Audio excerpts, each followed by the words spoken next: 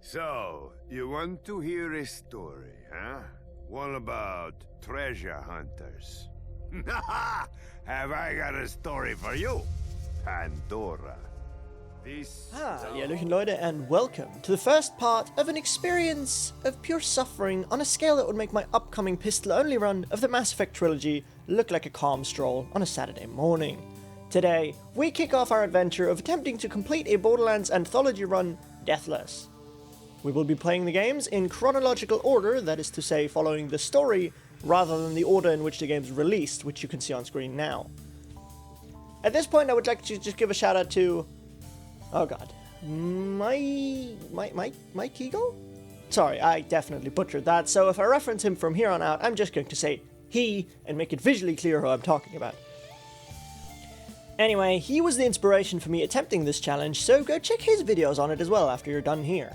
They are very well done, and in all likelihood more entertaining in script and editing than mine. However, I do have a few changes to his rules that will make a huge difference in how these runs end up playing out.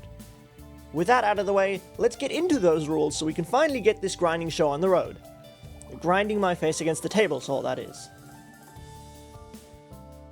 Games must be played and completed in chronological order. As mentioned, these games must be played and completed in the order of 1, TPS, 2, then 3. We will not be playing Wonderlands or the Tales games because they do not follow the storyline of the main trilogy. The important note here is that I specifically chose to lock out one of his loopholes by specifying that they have to be played and completed in this order.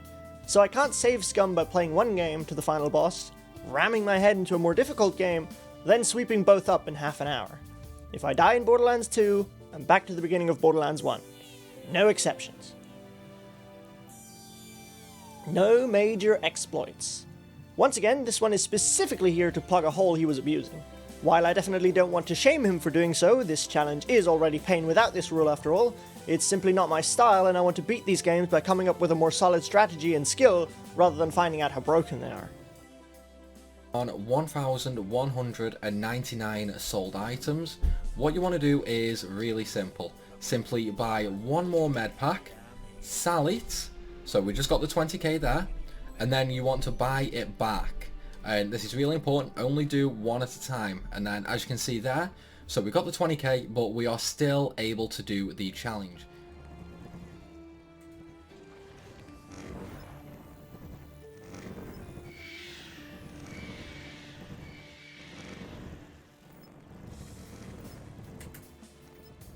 Minor things like exploiting AI is fair game, just no huge skips, infinite items, or crazy power level. Stuff like that. I have to use different characters than what he used for his first clear. This rule is purely here for your viewing pleasure as well as torturing myself further. I felt like it would be a little boring if I just copy and paste the strats that I've seen from other people, so I'm going to disallow Mordecai, Maya, and Zane for my first win. I can use them in other runs, but if my first clear is with those characters, the run is invalid. Also, there is no restriction for the pre-sequel since at the time of writing, he's not completed that game. It just broke his soul. Borderlands 1 and 3 are vanilla, 2 and TPS use the community patch and the Exodus mod. This is simply my preferred way to play these games. I've cleared both of these games plenty of times with and without these mods, and in my experience they don't make a noteworthy difficulty difference, save for a few items that are a little out of tune. When something like that came up, I elected not to use it. An example of this would be pangolin shields in the early to mid game of TPS. If this invalidates the run in your opinion, I understand, but at the end of the day this is a personal challenge, and like I said, they don't really make a difference to how hard these games are, so I don't see a problem. Just wanted to make sure I announce it up front before somebody comes crawling out of the woodworks afterwards. Now, without further ado, get your claptrap filtering headphones ready, and let's dive into Borderlands 1!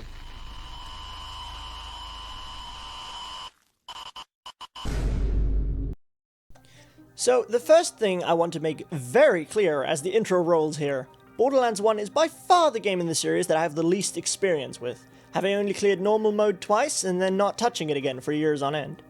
A simple reason being is that I don't think it's all that good. It was a fantastic game when it came out, but it clearly shows its age and lack of polish in the gunplay, balancing, and general feel of the physics. Then again, I unironically like the pre-sequel, so you may take my opinion with a large grain of fleur de sel. The game begins with us arriving in the peaceful town of Firestone with a talking face in our head telling us not to ask too many questions and follow her instructions, before the town abruptly and surprisingly becomes not so peaceful. So we run through, bop people in the skull as we go, meet Dr. Three Corpses in his house by night and ask him questions or I'll join them, as well as Mr. See You Around, before helping them with their little bandit problem by game-ending 3 balls.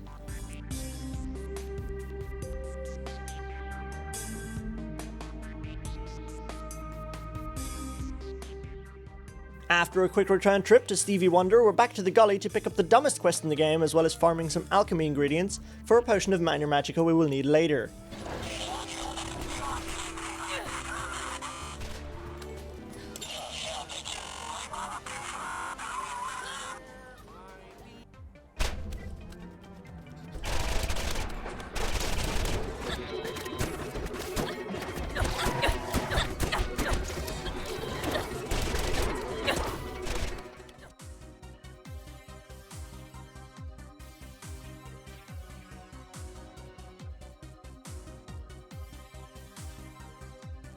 Bonehead is next, and for some reason he has a chance of spawning in the small hut to the left instead of the big back door, but it doesn't matter. He usually doesn't put up a fight at this point, in large part thanks to the gearbox sniper rifle you get from the previous quest.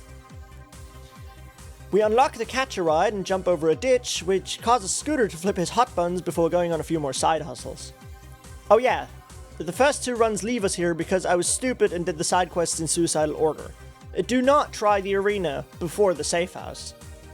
Speaking of the safe house, it's actually kind of a run-ender. There's a level 14 bruiser in the first room. If this man spawns as a badass, he's not only now 2 levels above you, but he also tends to carry a rocket launcher, which in this kind of enclosed space, instantly ends your existence. Luckily, this didn't happen too terribly often, but when it does happen, you just lose an hour of progress or so with not a whole lot you can do. In general, this entire area is basically the difficult area of the game.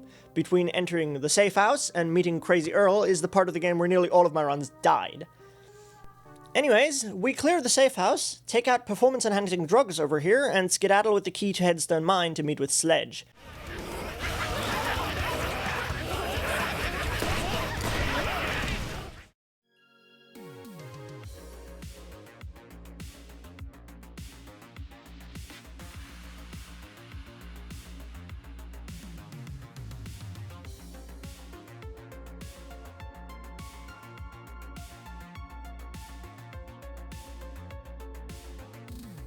Who, by the by, is a weird boss. His large health pool and crazy shotgun can pick you apart with ease, but if you're playing Roland or Brick, you just pop your ability and straight up win. Luckily for me, he's also dumb as bread, so in our winning run, I hide behind a crate to recover and realize that his AI completely broke. So we take him out without further complications, take the key fragment, and yeet our ass over to the Doll Snoozelands.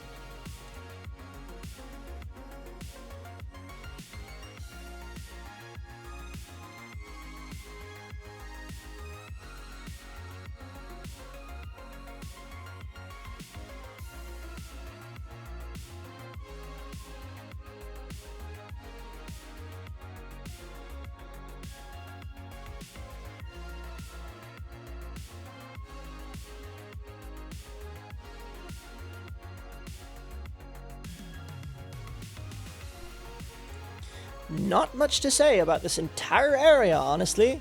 Clear this one camp,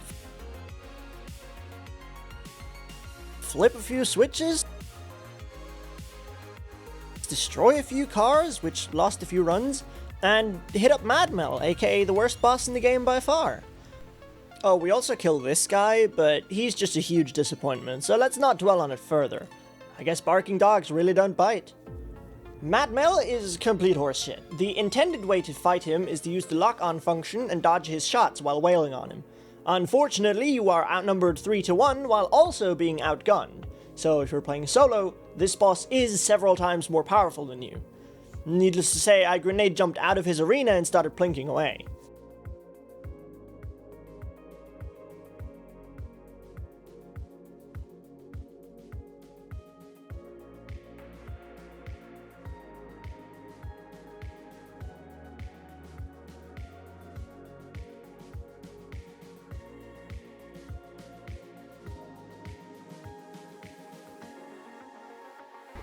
Who friggin' robbed? Matt Mellon's gone, bled this worthless piece of crap soul. You become... Once he was dead, I took a break, only to come back to realize that despite the quest saying that I killed him, he will respawn if you reload before entering New Haven, so I got to do this great fight again. Yay.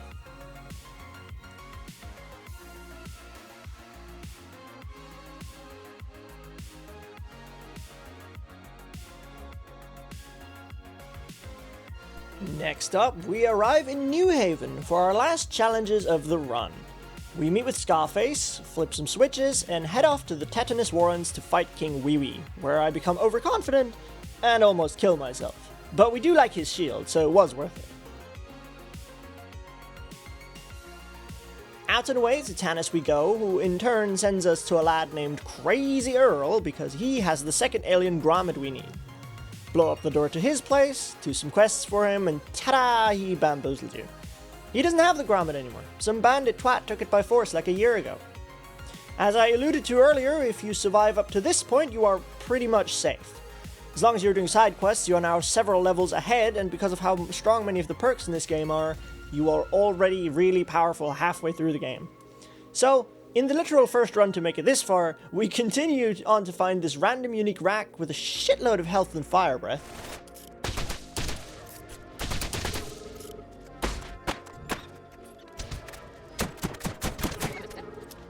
And find the absolute worst legendary SMG you could get as our first legendary of this challenge. Voy a la playa, ya subió la marea.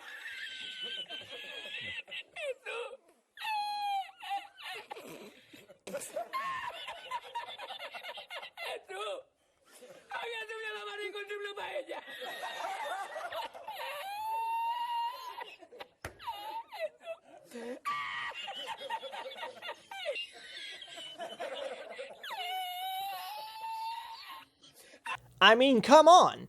A larger magazine for atrocious accuracy? It's so bad that even in close quarters it barely hits things, and anything further than a few steps it gets outperformed by common SMGs.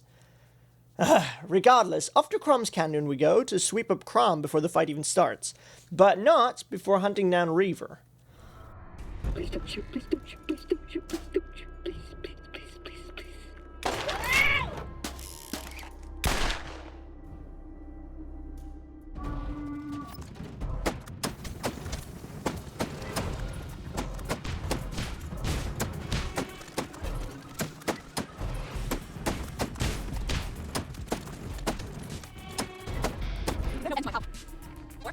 Because I lack experience in this game, I ran headfirst into an arena side quest with horrible recommended level listings.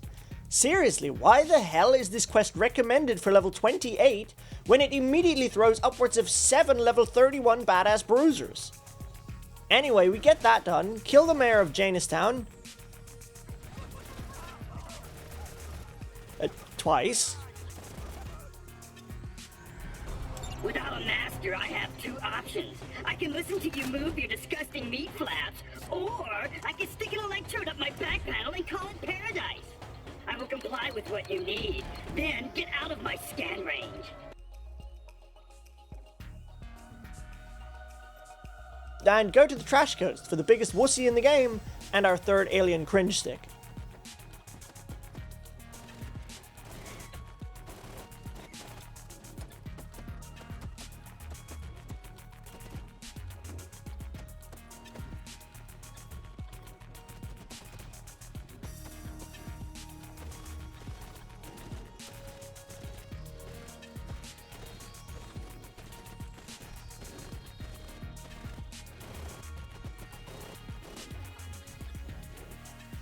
Immediately after, and with no ad breaks, Tannis sends us out to the Salt Flats to grab a fourth and final part, where, once again, I almost kill myself with overconfidence.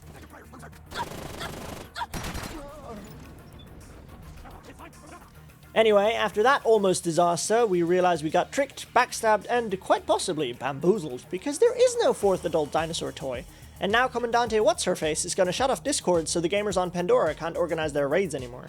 We, of course, had an appointment to play Destiny 2 with the homies after we're done with the whole treasure hunting business, so we turn the internet back on and head down to the vault to smack the crap out of Inky.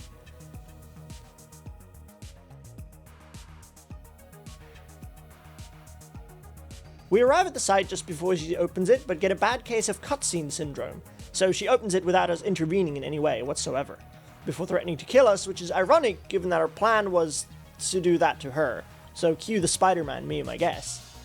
Not that it matters, she wisely decides to turn away from the ancient alien vault she just opened, so she gets surprised thwarted by this tentacle boy, whom none of her soldiers felt necessary to warn her about. Saddened about not getting to fight this character, who spoke to us a total of twice across the entire game, we let out our frustration on the big glubby flesh ball, making sure to get as many sniper rifle bullets right in the eye so it's too damaged for anyone to do anything with once we're done here. Oh wait.